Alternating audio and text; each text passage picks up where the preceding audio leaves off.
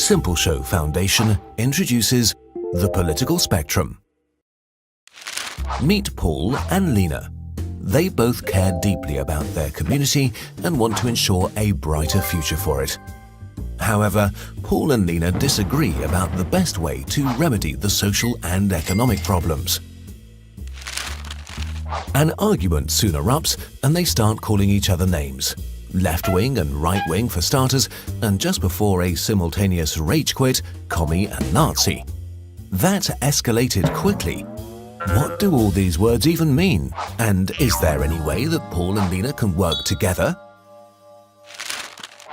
To answer these questions, we need to understand the political spectrum. The first dimension of the spectrum is from left to right. This describes how much the government should be involved in the economy. Should the government run schools, hospitals, and redistribute wealth? At the far left, all private property is abolished and resources are communally owned. Or should there be smaller governmental influence, less taxes, regulations, and restrictions? On the extreme right, we find totally free market capitalism.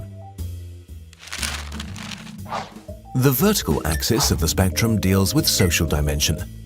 As you move towards the bottom, the rights and freedoms of the individual become more and more important.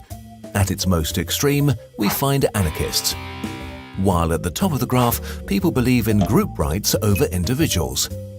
At the very top, we find totalitarian regimes, communists on the left and Nazis on the right. Of course, most people's political opinions are not at any of the extremes of either the social or economic dimensions.